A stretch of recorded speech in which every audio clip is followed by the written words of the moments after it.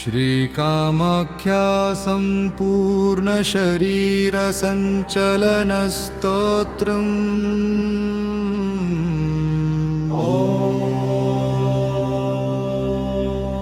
मङ्गलाचरण।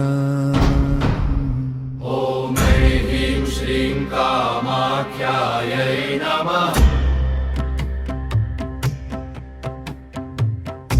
कामरूपनिलयां देवीं सर्वशक्तिस्वरूपिणीं चेतना प्राणसञ्चारदां वन्दे कामाख्यां पराम्बिकाम्। ध्यानम् रक्ताम्बरधरां देवीं रक्तपद्मासनोपरि वराभयकरां सौम्यां सर्वाङ्गस्पन्ददायिनीं त्रिनेत्रां मन्दहाषाढ्यां नानारत्नविभूषितां भजे कामाख्यां जननीं प्राणचैतन्यवर्धिनीम्। विनियोग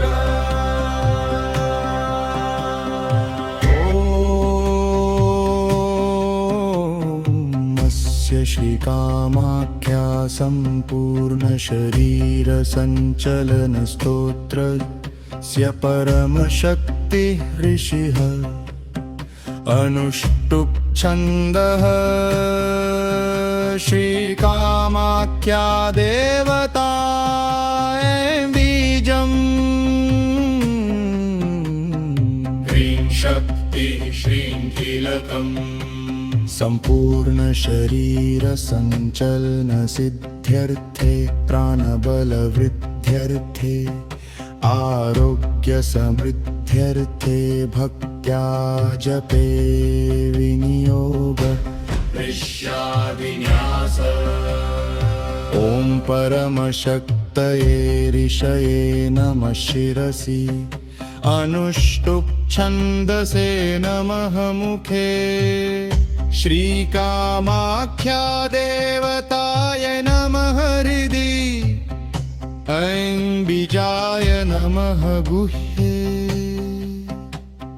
श्रीशक्तये नमः पादयो श्रीं कीलकाय नमः सर्वाङ्गे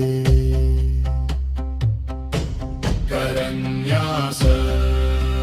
ॐ अङ्गुष्ठाभ्यां नमः ॐ ह्रीतर्जनीभ्यां नमः ॐ श्रीं मध्यमाभ्यां नमः ॐ मयिमनामिकाभ्यां नमः ॐ ह्रीं कनिष्ठिकाभ्यां नमः ॐ श्रीं करतलकरपृष्ठाभ्यां नमः अङ्गन्यास। ॐ मयि हृदयाय नमः ॐ ह्रीं शिरसे स्वाहा ॐ श्रीं शिखायै वषट् ॐ ऐं कवचाय हुं ॐ ह्रीं नेत्रत्रयाय वौषट् ॐ श्रीमस्त्राय फट्।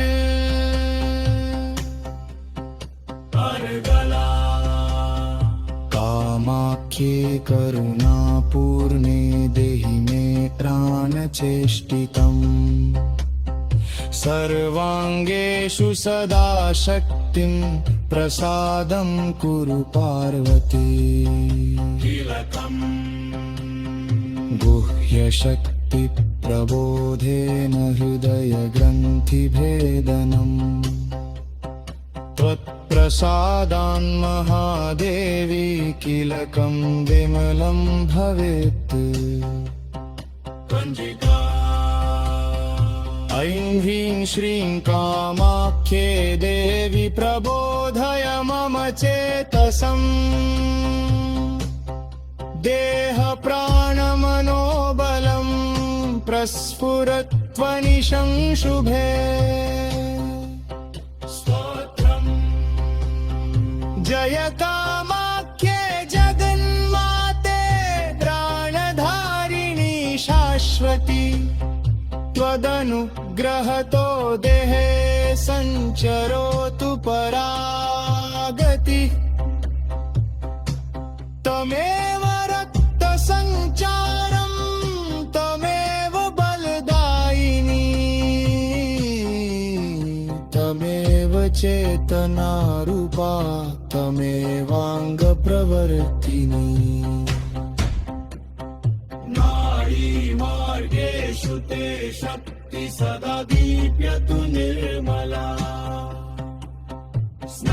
स्नायुमज्जास्ति सन्धीनां भवस्पन्दप्रदायिनी हृदि बुद्धौ तथा प्राणे त्वदीयं दीप्यमीश्वरम् सर्वेन्द्रियेषु मे देवी जागरूकत्वमावर यत्र जात्यो यत्प्रक्लेशो यत्प्रदेहे निरुत्सवः तत्र ते शक्तिधाराभिः पूर्णजीवनमावह